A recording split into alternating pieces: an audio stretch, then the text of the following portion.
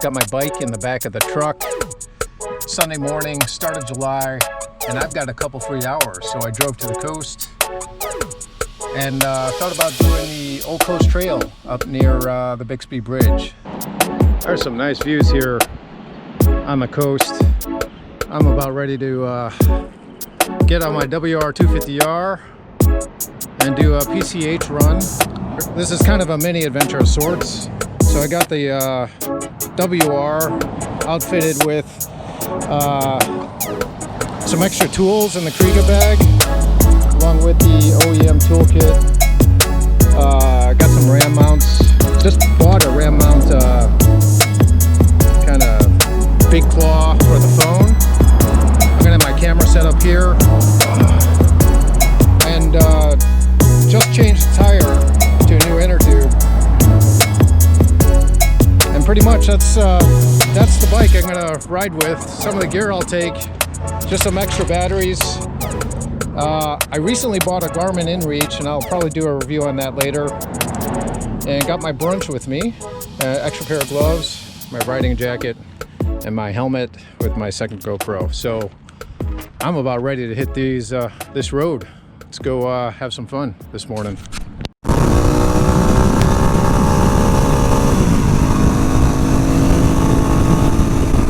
Pacific Coast Highway, otherwise known as PCH. Basically the last road on the western side of the United Continental US. And it stretches, I believe, all the way down from Mexico to all the way through California up north. I took a couple hours to drive out here this morning. It's Sunday, last Sunday of June. It's almost July. Thought I'd do a mini dual sport adventure, part street, part dirt. Gonna do the Old Coast Road out here, starting near Andrew Malera State Park and ending near the Bixby Bridge, which is a popular tourist place. I got out here about, I don't know, 9 or 10 in the morning. Look at that view, man. And there's already quite a bit of, I guess, traffic, but that's alright. I don't think a lot of people will hit the dirt later on. I know Old Coast Road is a public road, and that's where I'm going to go down. This is actually a lighthouse in a state park, I believe. I'm on a rare straightaway on the Pacific Coast Highway, approaching Andrew Malera's State Park. We hit 65. I'm glad I have my 6th gear on this WR. My WR250R. We're gonna eat some dirt right now, so it's gonna be fun. I hope the entrance is open. So we're gonna, there it is right there. Let me do should I do a J-turn? All right, here's Old Coast Road near the Andrew Malera State Park.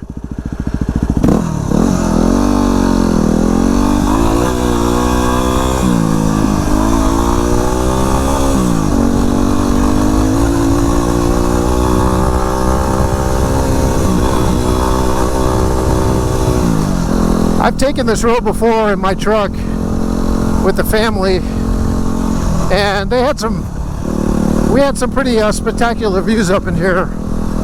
But keep in mind, this is a public road. It's not that branches off into private roads. So when you are off-roading, when you are taking dirt roads, make sure you know where you're going, and make sure you don't go into private property. But I do remember when I took the truck, I was thinking to myself, this would be a great road to take the dual sport on. So I got an opportunity to do that this morning. Put the bike in the truck and drove out to the coast, and thought I'd do just that. So I think the biggest dilemma that I had about gearing up this morning was what gear was I going to ride in today? Was I going to put my dirt gear on and get my Fox racing boots out? Or should I just stay standard with kind of my dual sport gear? You know, I thought I'd stay standard with the dual sport gear because I knew I'd be doing combination dirt and street. I'm gonna take a stop here and just check out the view.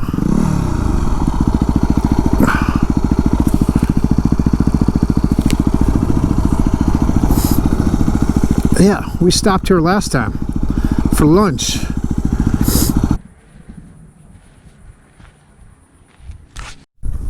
All right, that was a good break. I was actually here before with my wife about a month back, and we had a little picnic.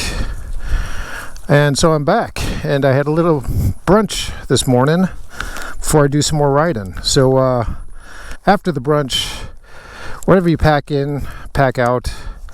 That just makes sense. That's just being a citizen dual sporter. Alright, so what we're going to do is go down this trail. This ridge goes up, I think, into some more mountains, and then down into the valley where a bunch of nice scenery in the forest. You know, a trail takes you through there, and then it spills out onto the Bixby Bridge. So here we go. Views are incredible here. So this is a two-way road. Last time I was here with the truck, I was coming the other direction. I still didn't see too much oncoming traffic, much less traffic altogether. But you do definitely have to mind the blind turns around here.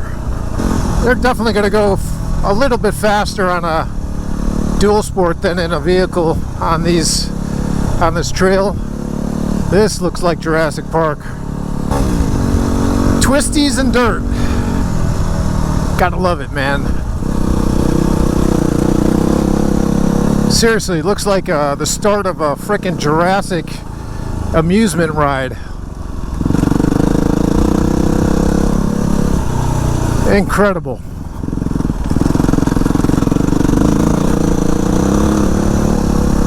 We go in and out of little gullies. Got some pretty big uphills right now.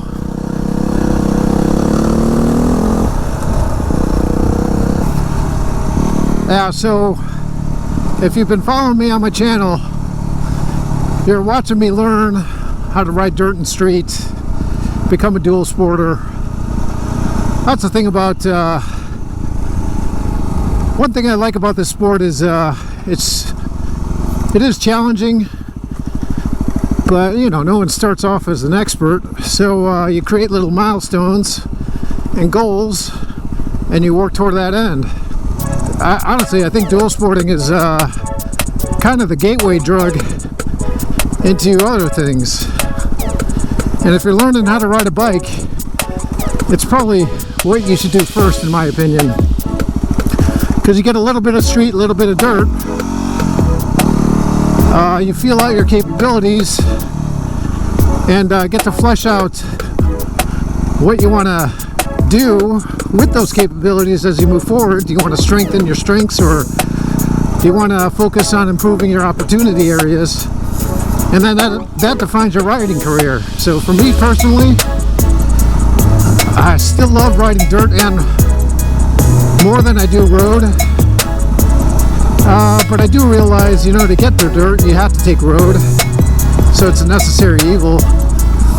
And some of the mini adventures I've been doing, you know, I've been putting the bike, my WR250R, in the back of the truck and then heading to the trails. But it would be a good prospect to actually ride to the trails on a longer trip on a bigger adventure bike, and you know, make it more of an excursion. So I think that's what my riding style is leaning towards. Obviously, dual sport riding can, if you start dual sport riding, it'll lead you or better prepare you or be a prerequisite for other things. I mean, if you want to go sumo, that's definitely on the table. If you want to go enduro, that's definitely on the table. And if you want to go more street focused, it's definitely on the table. But for me, I think, especially in the region that I live in, I've got an opportunity here to really get some adventures in on a bigger bike. Wow. And that short little conversation has taken me into a whole new world, man. This is not a coast road anymore, but kind of like a shallow valley road. But yeah, premier dual sport ride is PCH and the Old Coast Highway here, which is really just a dirt road. So if you've got a dual sport and are in Northern California, definitely get a chance to check this out. There's a nice little bridge here.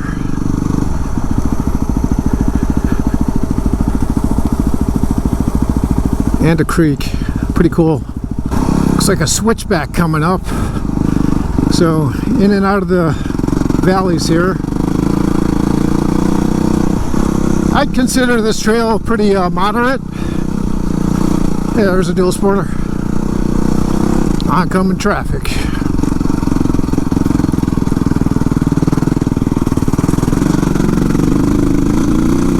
Guy had his whole family in the car. That's awesome. I think you could definitely make it up through this trail on a two-wheel drive. It doesn't require a lot of high clearance passing, but oh, that was a tough but it definitely helps if you got some clearance. I don't think it requires four-wheel drive, but I do think if it is raining out here, I wouldn't take a two-wheel drive vehicle here. You definitely need four-wheel drive. The dirt here is such that if it does get wet, it gets it'll get difficult for a two-wheel drive to go up this uphill that I'm going uphill right now. The technical stuff on this trail, I'd say, is pretty easy, moderate at times. There were some uphills back there where I thought I was going to put my foot down, but you know, for a dual sport, bike is definitely capable for this.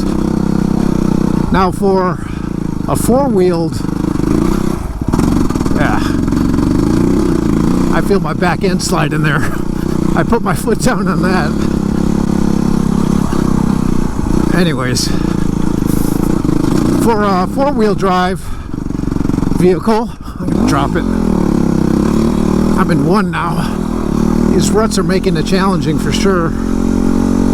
But for a four-wheel drive vehicle, that road back there, you probably don't need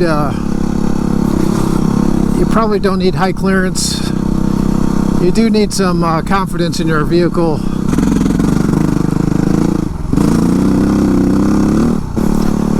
All right, looks like the traffic is starting to creep up in here. This is a two-lane road, but I think more people enter on the Bixby Bridge side, and that's why I think the traffic is likely more going to come from this direction, like this truck coming up ahead, than my direction. But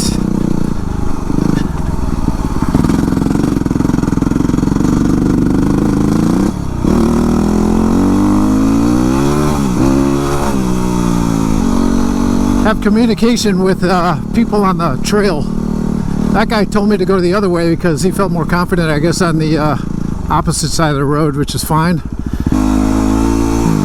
So I'm gonna say the dirt on this trail is a kind of a mixture. I mean, I've hit some sand patches. There's hard packed dirt.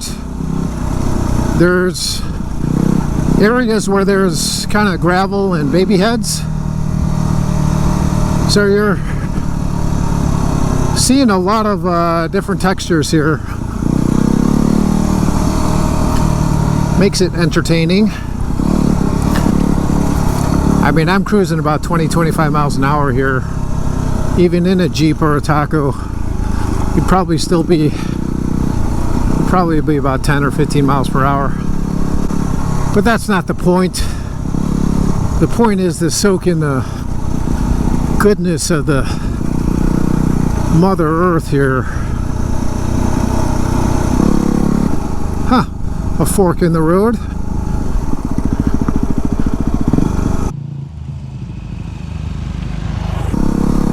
This is a great little run. I think it's only about 10 or 12 miles through here. Nice scenic trail. Not too trafficy. Also not too hot. I would guess it's probably about 55-60 degrees right now in the shade. I don't think this road is like, you know, a commuter type road, although it does feel pretty well traveled. But I think people taking this road aren't really about hauling through it. It's mainly for the private landowners around here, and also just scenic driving. So, you know, it's not like you're in the in a desolate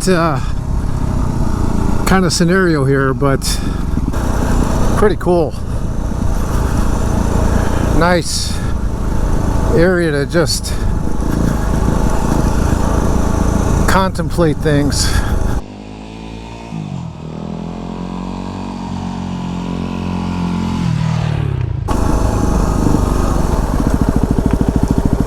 Morning. You got folks camping out along the coast, doing some scenic driving on their own. That's awesome. Anyways, I know I'm kind of nearing the end of this, and at the end of Old Coast Trail, if you enter from the state park, dumps out into Bixby Bridge. But I hope to do more of these mini adventures. I think I got my mini adventure fix for the week. I have another set of mini adventures plotted out in my region, so stay tuned. But in the meantime, stay safe during these times. COVID, economy, political unrest is temporary, so